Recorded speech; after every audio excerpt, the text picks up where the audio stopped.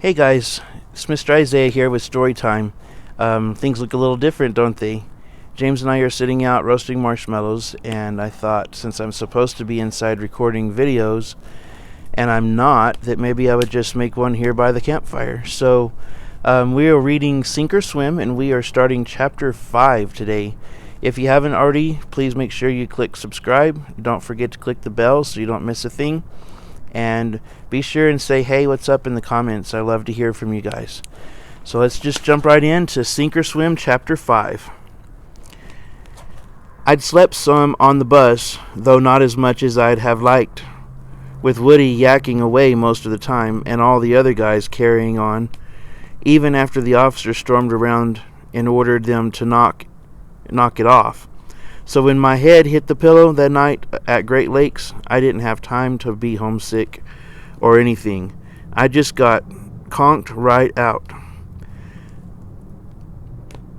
I would have stayed asleep for a week, except that at 5 in the morning, somebody came into our barracks hammering on a metal trash can lid and yelling, "You have 5 minutes to square your bunk, get into your blues, hit the head, and assemble. 5 minutes." It took me forever to untangle myself from my blankets and then not step on anybody below me as I dropped to the floor and scrambled to get dressed. It's a little hard to read with this flashlight. Woody didn't budge, so I shook him and told him to get up before he got in trouble, but he just rolled over and pulled a blanket over his head. I was late getting to the head, so there was already a line of guys waiting to pee, standing shoulder to shoulder into a long trough. There wasn't any privacy between the toilets either, for those guys needing to do their business sitting down, so I skipped that, even though I had to go. 2 minutes later, we were standing at attention in a line at the foot of our bunks. Chief Petty Officer Merkel, our company commander, who we were just supposed to call Chief, was fuming. He yelled at Woody and then dumped him on the floor. He even kicked Woody in the butt, which made Woody cry. "Are you crying, Boot?" Chief yelled. "There's no crying in the Navy. Who told you you could cry in my Navy?" Woody stood up and wiped his eyes and his nose and mumbled something, but Chief wasn't happy about any of it. "Did I tell you you could wipe the snot off your face?" "No, I did not. The Navy owns that snot, and it is not up to you to decide when and where and how to wipe it. Now put it back." Woody blinked.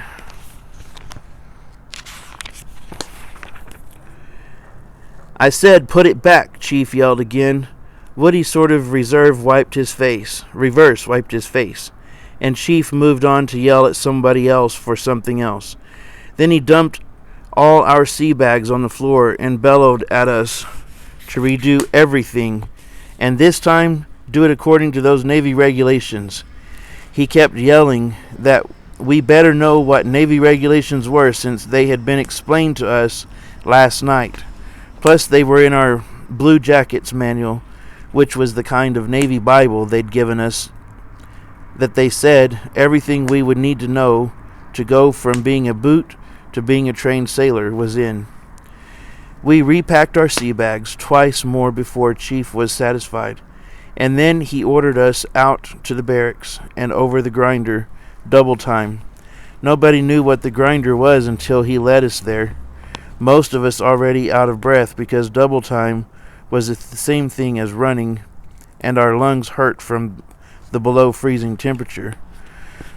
When we got there, the grinder turned out to be a drill field. Chief ordered us to keep running around the perimeter. Other companies were running too, and he pointed up about 100 yards ahead of us and said if we ever wanted to so much as smell breakfast, we were going to pick up the pace and pass that sorry bunch. It was hard getting enough traction on the icy ground to go much faster, and when several guys somehow managed to surge ahead, Chief barked at them to come back. "This company is only as fast as its slowest man here," he yelled, and for some reason he was looking at me when he said it, like he thought I'd be the slowest runner just because I was the shortest guy on the grinder.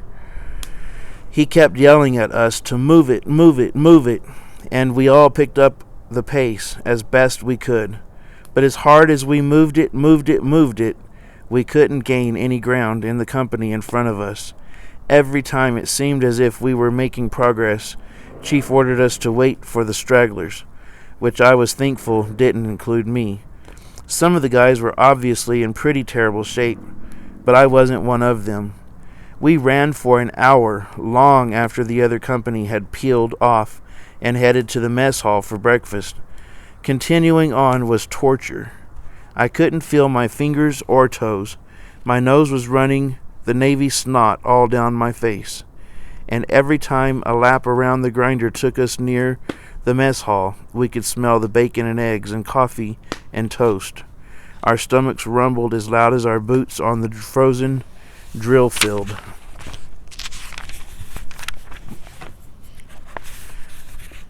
Finally, Chief took mercy on us, or got sick of seeing us drag around the grinder so slow, and ordered us to stop. But he kept yelling at us. The problem as I see it is that I must have done something wrong somewhere along the way, and as a punishment the Navy gave me you dirtballs to train.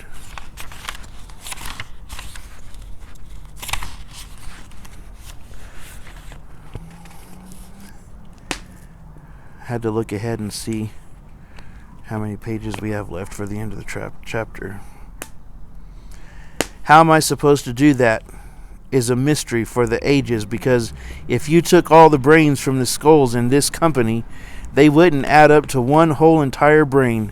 And how God Almighty was able to make a group of men, a group of boys, capable of moving so ever-loving slow is another mystery for the ages.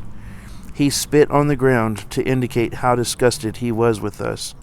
I bet it froze immediately, then told us to head over to the mess hall in case there was anything left. And he hoped there wasn't, because as far as he was concerned, we didn't deserve to eat, as pathetic of a job as we'd done so far of becoming Navy men. I had the feeling that this was how Chief would be talking to us during boot camp from now on, and the best thing I could do was follow every order and otherwise make myself invisible. Easier said than done, of course. The rest of the day was a blur of doing calisthenics until we couldn't stand up anymore. Lying and kneeling and standing to shoot during target practice, holding our rifles over our heads while we stood at attention until we couldn't feel our arms. But every time somebody lowered their arms, we had to start over. Unfortunately, it kept being me who couldn't hold my gun up. 3 times, and guys started giving me dirty looks and cursing at me under their breath.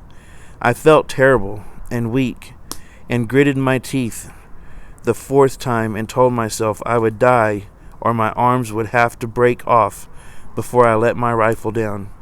And that time, I was able to hold on. After that, we loaded heavy shells onto a 5-inch cannon, then emptied the shells, then loaded them again, over and over and over until it was automatic. I thought that would be about it for the day, but we seemed to just be getting started, because the next thing I knew, we were marching over to an indoor pool the size of a small ocean and swimming back and forth across it with our clothes on and dragging or being dragged by another guy. Fortunately, it was sunny outside, because our clothes were only partly dry when we were ordered back to the grinder for more marching drills and getting yelled at by Chief whenever anybody wasn't in step, which was often, especially for Woody. He didn't seem to know his right from his left, so the guys on either side of him started punching him on one arm or the other to let him know. I felt bad for him, but was glad they hadn't done to me that earlier when I had a hard time holding up my rifle. Finally, late in the afternoon, after Woody had screwed up yet again, even with the guys pounding on his arms, or maybe because of that, Chief ordered us to halt, and we were so tired that half the company marched into the other half before they stopped. I nearly fell down, but somebody, a guy who was probably twice my size, grabbed my arm and held me up. Hate for a boy like you to get yourself trampled out here in the grinder, he said.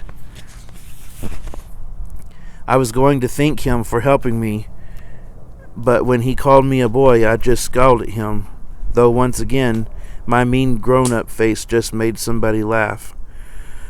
Once the company got itself sorted out, Chief launched into a round of loud cursing that went on for a good 5 minutes before he ran out of their curse words, or breath, or both.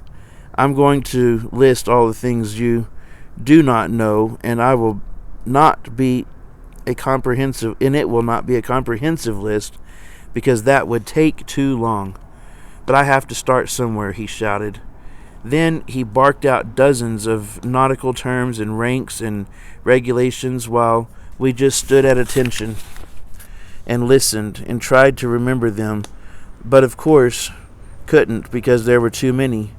Chief knew we were struggling, and he stopped reciting the list so he could yell at us some more about how dumb we were. The reason you boots don't know if any of this is because the B and B company must stand for babies. There isn't a man among you, and to even call you boys is an insult to boys everywhere. So you must be babies and ought to be wearing diapers. If I had my way, I would requisition 100 diapers right here and now and make you wear them so you didn't poop in your skivvies because you don't have enough sense to even go to the head by yourselves. Only poop wasn't the word he used. All right, you sorry boots, Chief continued.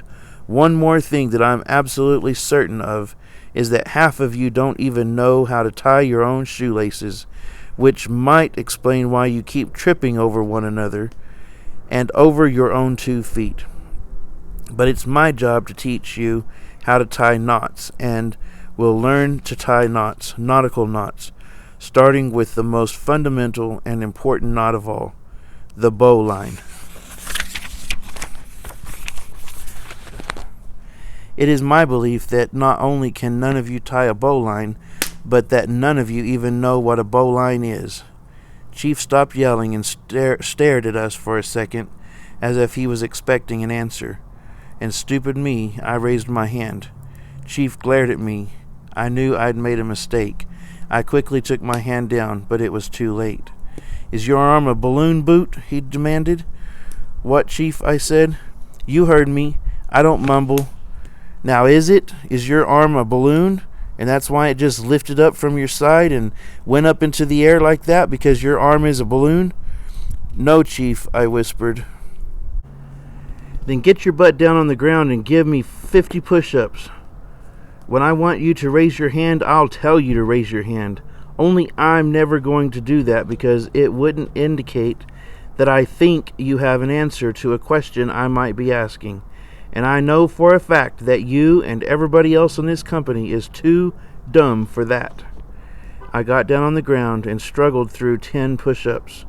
Sure, there was no way I was going to be able to finish 50, but when I slowed down, I felt his boot on my back, and when I bent my arms to lower myself, he shoved me all the way onto the ground. Ugh! I grunted, then struggled back up. He shoved me back down again, hard, and kept doing that until I somehow managed to do the 50 push-ups, or maybe we both just lost count. Either way, when I finished and stood, he threw a length of rope at me, except I now knew in the Navy you call it a line and not a rope. He told me to tie that bowline I was so eager to tie. I was too exhausted to be nervous. Besides, I'd tied bowlines 1,000 times since I was little and growing up around boats on Oak Island, where every time you needed to tie just about anything to anything else, you used a bowline, especially on a sailboat. My fingers were frozen, though, and I messed up twice, which surprised me.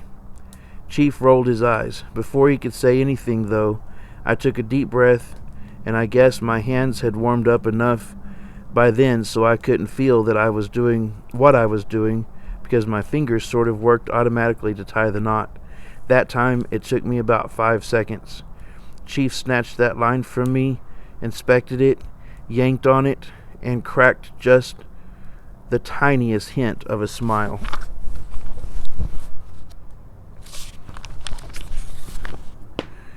"You been around boats before, Boot?" he asked. The other guys were straining to listen. "Yes, Chief," I said.